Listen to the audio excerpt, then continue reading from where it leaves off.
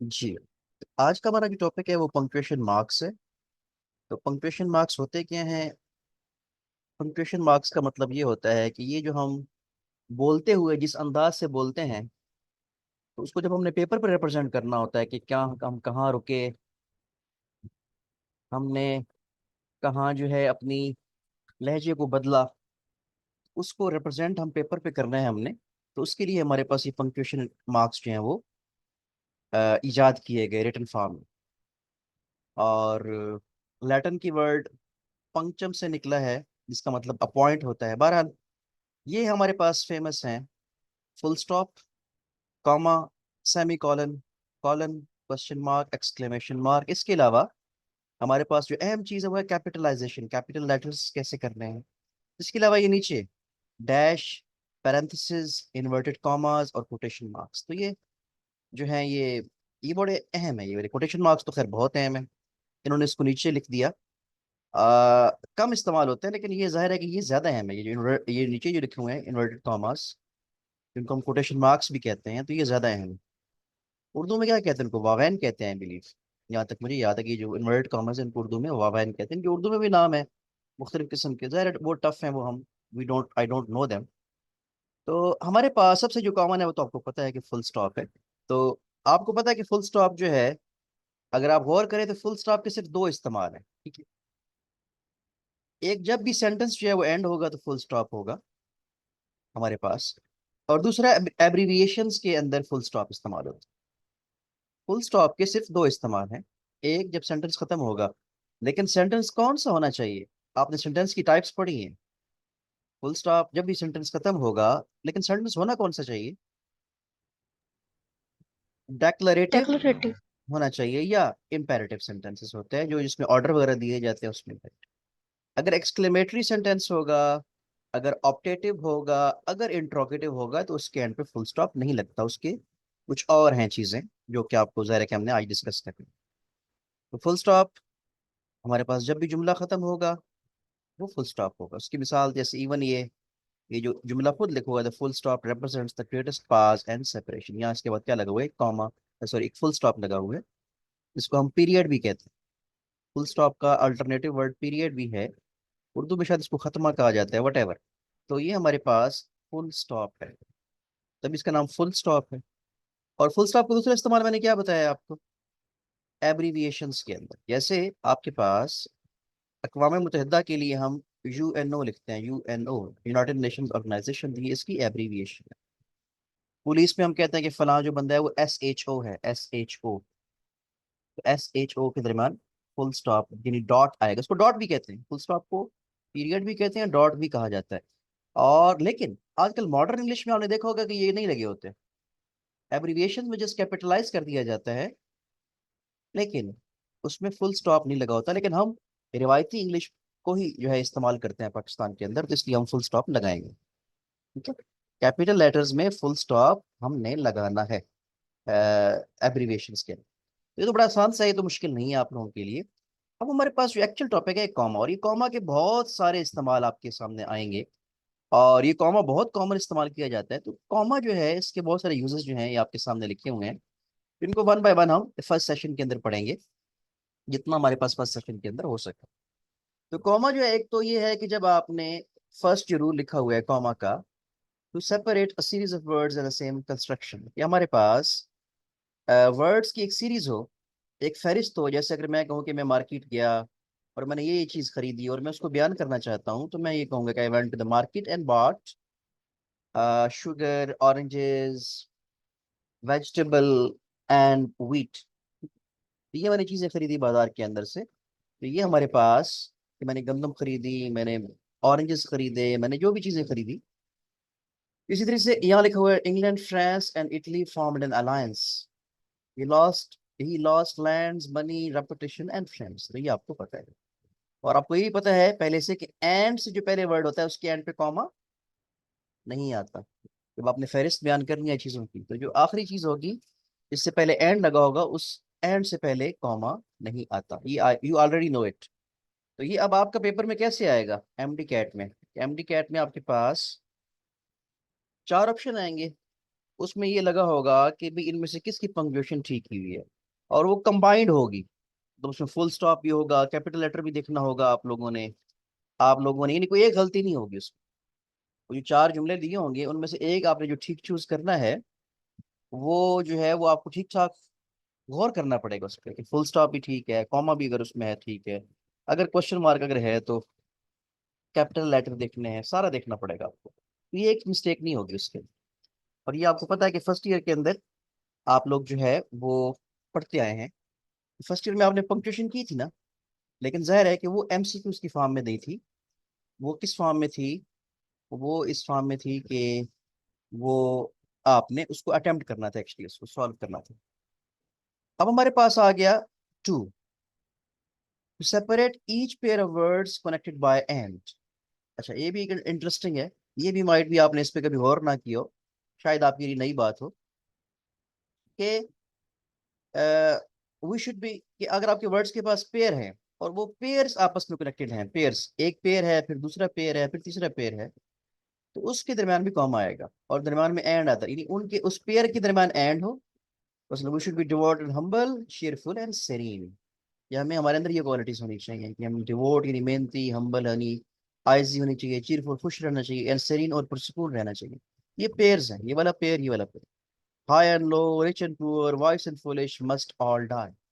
इस तरह सर, तो ये पेयर्स के दरमियान में हमारे पास काम है। थर्ड हमारे पास है आफ्टर अ नॉमिनेटिव एब्सोल्यूट।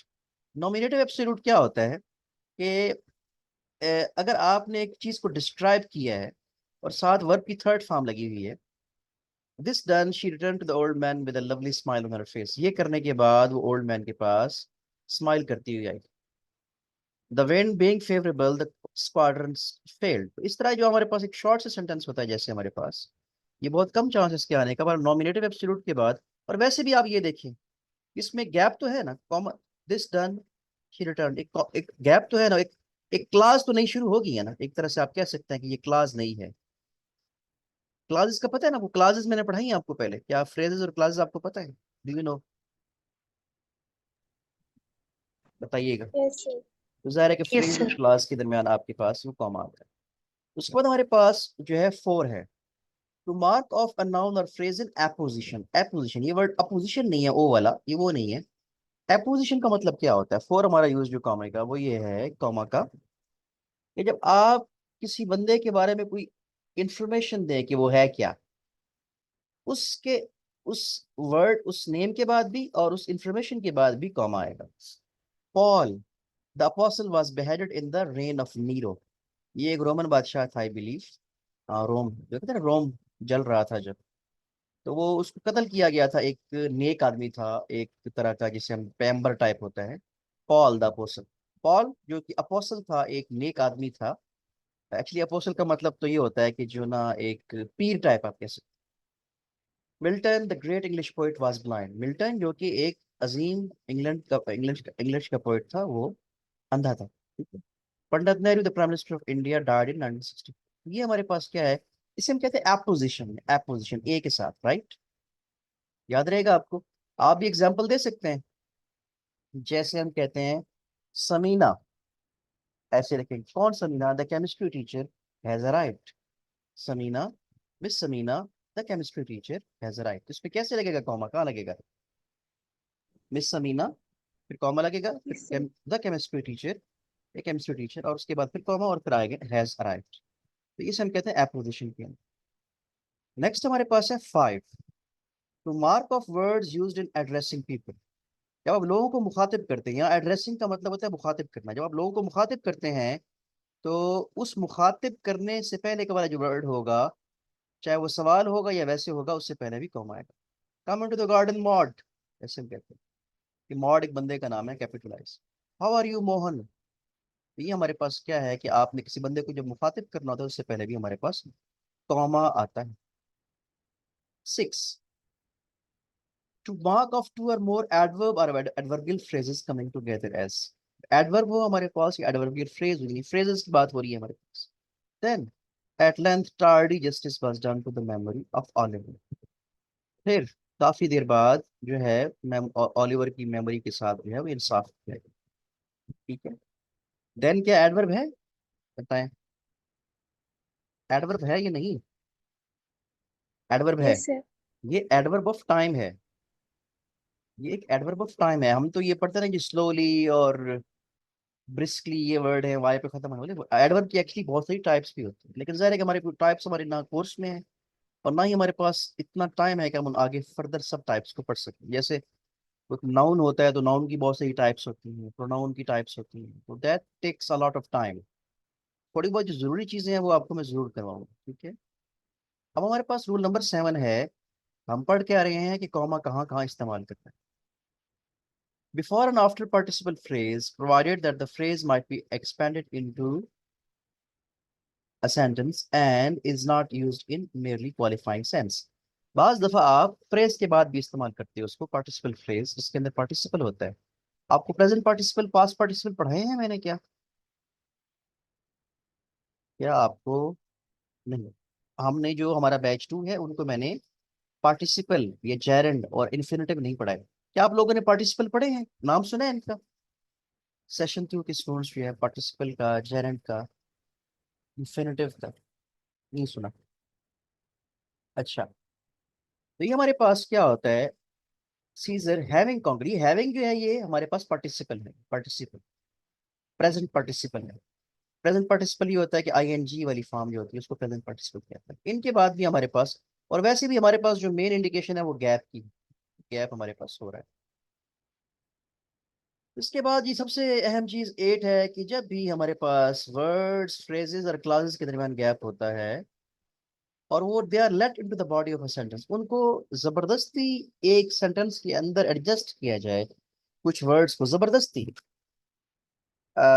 यानी रूल से हट के उनको लेट इनटू का मतलब ये है कि उनको दरमियान में ठोसा जाए वर्ड्स को, तो उससे भी आपको कॉमा लगाना मस्ट हो जाए। अब देखिए, आपने पढ़ा है कि हाउएवर शुरू में आता है हमेशा, देखिए however he did not gain his object, कहा हम उसको अपना, उसने जो है अपना वो अचीव ना किया, अपना जो एम था, ऑब्जेक्ट। अब ये हाउएवर बजाय शुरू के लगाने के हमने इसको कहाँ लगा दिए? बिल्कुल दरमियान में, ही डिड नॉट हाउएवर, उसने ताहम अपना मकसद अचीव ना किया, गेन ना किया। तो इसमें फिर इस वजह से हमें फिर क्या लगाना पड़ेगा? क्या लगाना पड़ेगा? शुरू और एंड पे कॉमा लगाना पड़ेगा, क्योंकि it has been let into the middle of the sentence, इस सेंटेंस के दरमियान में उसको हमने घुसेड़ दिया, इसको एडजस्ट किया। एक्चुअली इसकी पोजीशन कुछ और थी। जैसे आफ्टर ऑल को देखते हैं, it is mind after all which does the work of a world. ये आफ्टर ऑल एक्चुअली तो ये मोस्टली शुरू में आता है, हमने इसको दरमियान में लगा दिया, तो हमने फिर हमें क्या लगाना पड़ेगा? कॉमा इसके शुरू और एंड पे लगाना पड़ेगा। ये आपने पॉइंट याद रखने हैं, इसको अप्लाई भी करना है। एक्सरसाइज, मैंने लास्ट टाइम आपको एक्सरसाइज कही थी, क्या आपको टाइम मिला एक्सरसाइज करने का? आज आप करेंगे। नेक्स्ट है to indicate the omission of a word, specially a verb. बड़ा अहम है ये कि बाज दफा हमने वर्ड को जहाँ ओमिट करना होता है, ओमिट, जहाँ वर्ड हमारे पास ओमिट करना हो, हमने छोड़ना हो, और खास तौर पे वर्ब, उसमें हमें फिर क्या लगाना पड़ेगा? वहां भी कॉमा लगाना पड़ेगा। कैसे? हमारे पास ये एग्जांपल जो लिखी है, Rama received a Parker pen, Harry a watch. कि रामा को एक पार्कर पेन मिला और हैरी को एक क्या मिली? वॉच मिली। उसके बाद हमारे पास ये हमने क्या वर्ब मिस किया बताएं इसमें? ये एक्चुअली वर्ब क्या आना था? Rama received the Parker pen. Received. हाँ, रिसीव्ड वर्ड जो है वो मिस हो गया है, तो ये जो है इसलिए हमने यहाँ पर जो है उसकी जगह कॉमा है, कि जो आपके पास वर्ड ओमिट किया गया है उसकी जगह फिर आपको कॉमा लगाना पड़ेगा। ही वॉज अ ब्राह्मण, शी अ राजपूत, वो एक ब्राह्मण था और वो एक राजपूत थी। इसमें क्या मिस हुआ है? वॉज। वाज। ही वॉज अ ब्राह्मण, शी वॉज अ राजपूत, तो इसमें हमारे पास वर्ब, तो वर्ब हमारे पास जो मिस होता है तो हम क्या करते हैं कि कॉमा कॉमा लगाना पड़ता लगाते है। हैं। ठीक है, हमारे पास ये कितने यूजेस हैं कॉमा के, इनमें हम जो अहम तरीन है वही पढ़ेंगे, ठीक है। इसमें कुछ ऐसे हैं जो कि बिल्कुल अप्लाई, ये बहुत कम इस्तेमाल होते हैं, तो इसको हम नेक्स्ट, हमारे पास जो है वो 9 हमने कर लिए, अब हमारे पास आ गया जी 10। To separate a short coordinate clause of compound sentence. Compound sentence जो होते हैं, सेंटेंस की टाइप्स होती हैं स्ट्रक्चर के लिहाज से भी, कंपाउंड, कॉम्प्लेक्स, सिंपल सेंटेंस, जिसमें दो क्लासेस होती हैं। तो जब दो क्लासेस हों आपके पास, the rain descended and the floods came. तो ये तो बड़ा आसान सा है मेरे ख्याल में आपके लिए, ये तो बड़ा बहुत आई थिंक अंडरस्टैंडेबल है कि ये, क्योंकि जुमला तो एक है लेकिन ये बहुत बड़ा जुमला है और इसके अंदर क्लासेस दो हैं। क्लास की पहचान बताई थी आपको, जिसका अपना सब्जेक्ट और प्रेडिकेट होता है। आपको पहले दो लेक्चर याद होंगे, ये जो स्टूडेंट्स नए हैं, आपको मैंने बताया था उनको दोबारा आपने पढ़ना है। दोबारा वही बात जो मैं रोजाना के लेक्चर में करता हूँ, जो मैंने आज पढ़ाया है वो आपने आज पढ़ना, नहीं तो कल भी पढ़ेंगे तो आपको लगेगा कि ये नया है, ये हमने नई चीज की है, हमें समझ ही नहीं आ रही। खुद से समझने में बहुत टाइम लगता है, समझ तो आप जाएंगे, मतलब ये जो रीडिंग मैं करवा रहा हूँ आप, ये आप सारा खुद भी कर सकते हैं ना इंग्लिश का, ऐसा है ना। लेकिन ये है कि जब आप एक दफा पढ़ लेंगे, मैं एक्सप्लेन कर दूंगा, तो फिर आपका टाइम बहुत कम होगा इस पर, आपका यूज उसको समझने में, ये फर्क होता है। अच्छा, मैन मैन में कम एंड मैन में go but I go on forever. अच्छा, तो ये बार एक क्लासेस को सेपरेट करने के लिए हम इस्तेमाल करते हैं। ये जो 11 है ये बहुत अहम, ये बहुत अहम है। कल भी मैं क्लास में डिस्कस कर रहा था, एक और क्लास के अंदर भी मैं क्लास लेता हूँ कॉलेज के अंदर। तो अ, ये एक अहम है। अ, अच्छा, अब आपके पास ये देखिएगा, अहम इस तरह है कि ये ना, इसमें मिस्टेक होने का बहुत ज्यादा चांस। अच्छा, आप ये देखिएगा कि ये, और ये आता भी बहुत ज्यादा है, ये जो कोटेशन को मार्क करना है ना, इसमें आता ही बहुत ज्यादा है ये वाला। ये देखिए, एग्जैक्टली सो सेड एलिस। अब ये सेड एलिस, आमतौर पे ये सेड शुरू में आता है। अच्छा, अब ये एग्जैक्टली सो के बाद ये जुमला तो खत्म हो गया, लेकिन उसके बाद आपने क्या देखा कि इन्वर्टेड कॉमा के अंदर क्या लिखा हुआ है। यहाँ फुल स्टॉप नहीं लगा हुआ, बल्कि क्या लगा हुआ है, जरा देखें, बताएं। comma, कॉमा लगा हुआ है। ये कॉमा क्यों लगा हुआ है? ये कॉमा आप तब लगाओगे जब ये सेड एलिस बाद में आएगा। अगर ये एलिस सेड शुरू में आता, ये अगर एलिस सेड, सेड एलिस तो ना होता ना, फिर वो एलिस सेड होता, एलिस पहले आता। एलिस एक फीमेल नेम है, एलिस सेड। तो फिर एलिस सेड के बाद फिर हम कॉमा लगाते हैं, फिर और फिर सो के बाद फिर क्या लगाते हैं? full stop. फिर हम सो के बाद हम क्या लगाते हैं? Full stop. That's the actually the difference, जो कि मिस्टेक हो सकती है। अब ये पंक्चुएशन की फर्स्ट की क्लास थी वो, तो उसमें ये पॉइंट मैंने उनको डिस्कस किया। अब ये इस पे नीचे देखिए, ये सेट द डिसाइपल्स। डिसाइपल्स कहते हैं आपके जो मुरीद होते हैं, जैसे कोई पीर होता है ना, तो पीर के आगे जो मुरीद होते हैं, या शागिर्द, शागिर्द को भी डिसाइपल कहते हैं, जैसे आप डिसाइपल्स हैं अपने असातिज़ा के। he said to his disciples, यहाँ देखें कि उसने, और ये ज्यादा आपको कॉमन नजर आता है ना आपकी आपकी जो interview, he said to his disciples watch and pray। यहाँ डिसाइपल के बाद यहाँ क्या लगा हुआ है, ये देखिए, कॉमा। पॉइंट ये है कि आपने जब कोटेशन मार्क को सेपरेट करना होता है बाकी जुमले के साथ, तो आपको फिर कॉमा लगाना पड़ेगा। और ये अगर ये सेड वाला है, ये अगर बाद में आएगा तो फिर कॉमा यहाँ आएगा, यहाँ फुल स्टॉप आएगा, अदरवाइज फिर यहाँ कॉमा आएगा और फिर इस सेंटेंस के अंदर फुल स्टॉप आएगा। और अगर ये क्वेश्चन सेंटेंस जो है अगर इंट्रोगेटिव होगा तो उसके एंड पे फुल स्टॉप नहीं आएगा, बल्कि उसके एंड पे क्वेश्चन मार्क। वो हम आगे पढ़ेंगे। उसके बाद हमारे पास कोऑर्डिनेटिंग कंजंक्शंस जो होती हैं, कंजंक्शंस के दरमियान ये जो बट है, कोऑर्डिनेटिंग कंजंक्शन है, ये ये जो है, ये हमारे पास इससे पहले भी हमारे पास कॉमा आएगा। कोऑर्डिनेटिंग कंजंक्शंस कौन सी होती हैं? ये हैं सात, सात ये जो है कोऑर्डिनेटिंग कंजंक्शंस हैं। उसके लिए एक वर्ड आपको मैं बताता हूँ, फैन बॉयज। एक लफ्ज है फैन बॉयज। तो फॉर, एफ और ओ और एन नॉर, ठीक है। और फैन हो गया, boys B but, fan boys B O, और बॉयज एस से जो है सो। तो ये जो सात है ये कोऑर्डिनेटिंग कंडीशन होती है। तो इसमें बट है ना, उसमें फैन बॉयज के अंदर बट, बल उसकी, बल वो आगे हम पढ़ेंगे इंशाल्लाह, वो चीजें आपको मैं करवाऊंगा। बल पॉइंट ये है कि इससे पहले भी हमारे पास कॉमा आता है। To act this not is not wisdom but folly. इस तरह इस तरह एक्ट करना जो है वो दानाई नहीं है, बल्कि हिमाकत है। फॉली कहते हैं हिमाकत को, ठीक है। 13, to separate from the verb along a subject opening a sentence. अगर आपने एक लॉन्ग सब्जेक्ट है, गैर मामूली तौर पे लंबा सब्जेक्ट जो है, उसको अगर बाकी जुमले से अलग करना हो, वैसे तो सब्जेक्ट के बाद तो कॉमा नहीं आता ना, जैसे मैं कहूँगा ही इज वर्किंग, ही के बाद तो सब्जेक्ट नहीं, कॉमा नहीं आता, ये तो कॉमन सेंस की बात है। लेकिन एक गैर मामूली तौर पे लंबा सब्जेक्ट हो, the injustice of the sentence pronounced upon that great scientist discovered is now evident to us all. उस अजीम साइंसदान के साथ जो नाइंसाफी की गई, जो उसको मुकदमा किया गया, सेंटेंस का मतलब यहाँ होगा सजा, और नाइंसाफी की गई वो हमारे सामने अब बिल्कुल एविडेंट है, जाहिर है। ये एक बहुत लंबा सब्जेक्ट, इसका जो सब्जेक्ट है इसका, देखिए ये आपको पता है कि ये सारा सब्जेक्ट और ये सारा प्रेडिकेट है। अगर आपको सब्जेक्ट और प्रेडिकेट मैंने बताया था कि बाज दफा सब्जेक्ट बहुत लेंथी भी हो सकता है, बताया था। मोस्टली सब्जेक्ट छोटा होता है, एक वर्ड होता है, दो हो सकते हैं, तीन हो सकते हैं, ठीक है। एक्स्ट्रा ऑर्डिनरी लॉन्ग्स जो है, खैर ये भी आपके ना, वैसे आई डोंट थिंक सो कि इस तरह का आपके पास आएगा, यानी ये एक इंतहाई फॉर्मल इंग्लिश के अंदर इस्तेमाल होगा, लेकिन जाहिर है कि हमें इसको करना है। तो इसके बाद हमारे पास जो इस्तेमाल रह गए हैं कॉमा के, to separate a noun clause whether subject और ऑब्जेक्ट प्रीसीडिंग दैट वर्ब। एक नाउन क्लास को आपने अलग करना, वट एवर इज राइट, ये एक नाउन क्लास है, यानी ये नाउन का रोल प्ले कर रही है।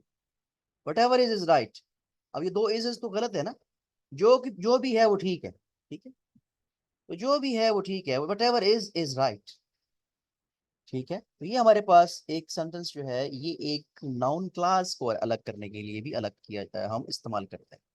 नेक्स्ट हमारे पास ये, let me see, we have got only two left. तो नेक्स्ट हमारे पास है टू सेपरेट अ क्लास। ये मैं देखता हूँ, हाँ जी, ये ऊपर 14 था, हाँ जी, अब हमारे पास है 15। To separate a clause that is not restrictive in meaning, खैर ये छोड़ दें, ये आखिरी छोड़ दें, रिस्ट्रिक्टिव मीनिंग, ये रिस्ट्रिक्टिव मीनिंग वाली क्लास नहीं आती, और एडवर्बियल क्लास, ये आखिरी दो नहीं करने आपने, ठीक है। ये हमारे पास जो है इनको, खैर वही बात है कि पॉइंट तो वही आता है कि है चाहे क्लास की दो जौन सी भी टाइप है, उन्होंने क्लास की टाइप्स लिखी है, क्योंकि हमने ये टाइप्स पढ़ी नहीं है ना, एडवर्बियल क्लास कौन सी होती है और रिस्ट्रिक्टिव क्लास कौन सी होती है। लेकिन पॉइंट ये है कि क्लासेस के बाद हमारे पास वैसे भी कॉमा आता है, यानी इसको, उसकी टाइप्स को पढ़ने की जरूरत ही नहीं है, बस आप पहले 14 पॉइंट्स को ही करेंगे, ठीक है। तो ये हमारे पास क्या था, कॉमा का इस्तेमाल था, आप क्लियर हो गया, समझ आ गया Yes, sir. जी।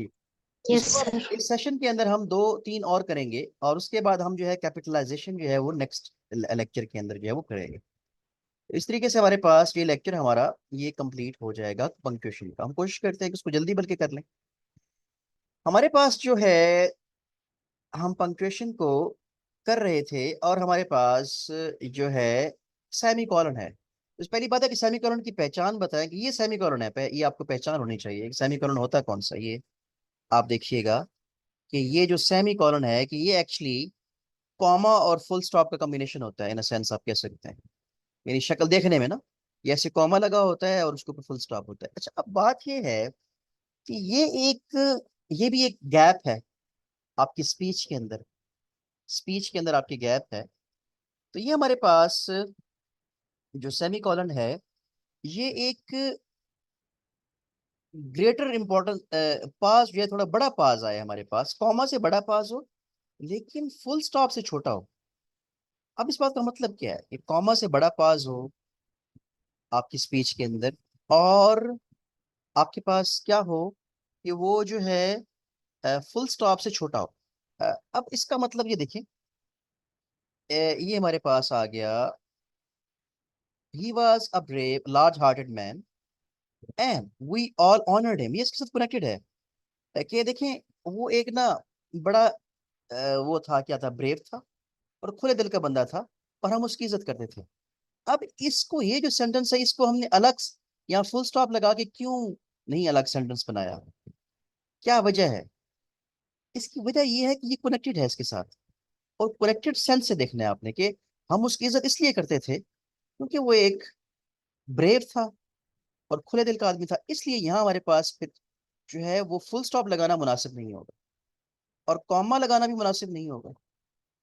हम फिर हमने क्या लगाया, यहाँ हम लगाया सेमी कॉलन लगाया, ठीक है।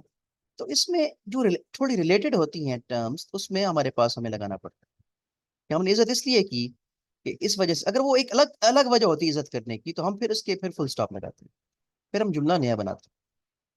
अभी हमारे पास ये सेंटेंस सेम ही है एक।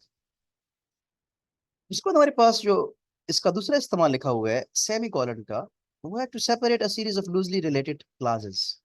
तो जो लूजली रिलेटेड क्लासेस हैं, रिलेटेड, अब वही वर्ड है कि रिलेटेड क्लासेस, रिलेटेड, उनका आपस में रिलेशन हो, अलग से नई बात ना हो, और his her court was pure, her life serine, कि उसका जो, अब कोर्ट का मतलब वो भी अदालत भी हो सकता है, कोर्ट का मतलब दरबार भी हो सकता है, तो कोर्ट का मतलब ऐसे सेन भी होता है। बहरहाल ये किसी मलका की बात हो रही है कि उसका जो दरबार था वो साफ सुथरा और प्योर था, और उसकी जिंदगी पुरसकून थी, सेरीन। ठीक है, पुरसकून थी। ठीक है, ठीक है। हमारे पास दो इस्तेमाल किसके पढ़े हमने, इसके सेमी कॉलन के पढ़े। अब नीचे हमारे पास सेमीकोलन। आ गया कॉलन। अब कॉलन जो है ये तो बड़ा आसान सा है। कॉलन पहली बात तो ये है कि ये आपने देखो कि ये बहुत कम इस्तेमाल होता है। ये कॉलन होता है, ये जो दो डॉट्स हैं इसको हम क्या कहते हैं, कॉलन। ठीक है, और ये आपने देखा होगा कि ये बहुत कम जो है स्पीच के अंदर, रिटन स्पीच के अंदर हमारे पास इस्तेमाल होता है। तो हमारे पास ये जो कॉलन है, पहला, to introduce a quotation as Bacon says, reading makes a full man, writing an exact man, speaking a ready man। ये बेकन की एक कोटेशन थी। बेकन एक बहुत बड़ा फिलोसफर था, राइटर था। तो जब आप किसी की कोटेशन बयान करते हैं, अच्छा अब इसमें आपके पास एक बात आएगी आपके जहन में, आपके जहन में ये बात आएगी कि यहाँ तो फिर कॉमा भी लग सकता है। आपके जहन में सवाल आना चाहिए, ये हम तो वैसे किसी ने साइड ये सेज लिखा होता है, लेकिन बात ये है कि ये एक वो है, एक ना कोटेशन है, प्रॉपर एक बड़े आदमी की कोटेशन है, तो हम उसको कोट कर रहे हैं कि ये एक विजडम वाली कोटेशन है, बंदे की जो दानाई वाली बात है। तो उससे पहले आपके पास ये, हमारे पास कोटेशन किसी बड़े बंदे की, जो किसी प्रोमिनेंट फिगर की जब आपने कोटेशन बयान करनी हो तो आपके पास क्या आएगा, कॉलन आएगा। क्लियर हो गया आपके पास। और उसके बाद ये जो है ये बड़ा अहम है, और ये ज्यादा इस्तेमाल होता है, जो पॉइंट नंबर 2 है, बिफोर इन्यूमरेशन। इन्यूमरेशन का मतलब होता है नंबरिंग, नहीं नंबरिंग नहीं होती। मतलब मैं कहूँ कि मैं, वो कहते हैं दर्जैल चीजें मैंने खरीदी, I went to the market and bought these things, ऐसे ये चीजें। तो बजाय वो फहरिस्त बनाने के आगे मैं क्या लगाऊंगा, कॉलन लगाऊंगा, और उन चीजों का नाम मेंशन कर दूंगा मैं। जैसे ये है, the principal parts of a verb in English are, English के अंदर वर्ब की ये जो है पार्ट्स होते हैं, the present tense, the past tense, ठीक है, एंड पास्ट पार्टिसिपल, ऐसे मतलब उसकी मिसाल दी गई। ठीक है, इस तरीके से जब आपने नंबरिंग करनी हो कि यार ये चीजें मैंने खरीदी, तो उससे पहले भी हमारे पास कॉलन आता है। और उसके बाद हमारे पास है between sentences, grammatically independent but loosely closely connected in sense. वही बात है कि क्लोजली कनेक्टेड सेंटेंसेस हो लेकिन ग्रामेटिकली इंडिपेंडेंट हो, यानी सेपरेट पार्ट ऑफ स्पीच के स्ट्रक्चर के लिहाज हो। जैसे study to acquire a habit of thinking, no study is more important. ये हमारी जो स्टडी है ये एक्वायर थिंकिंग के लिए, इंक्वायर करने के लिए होती है, और कोई जो स्टडी है वो ज्यादा अहम है। तो ये भी कनेक्टेड सेंटेंसेस है हमारे पास। और बाज दफा यहाँ भी आप क्या कर सकते हैं इसमें ना, इसमें यहाँ बाज दफा कॉलन भी इस्तेमाल किया जाता है, सॉरी सेमी कॉलन भी यहाँ इस्तेमाल कर सकते हैं। दूसरी पॉसिबिलिटी ये है, लेकिन ये पॉइंट ये है कि जिसमें कंफ्यूजन होती है, इसमें दो पॉसिबिलिटीज होंगी, वो आपके पेपर में नहीं आएगा।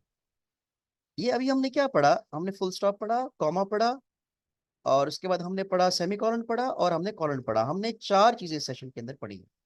ठीक है,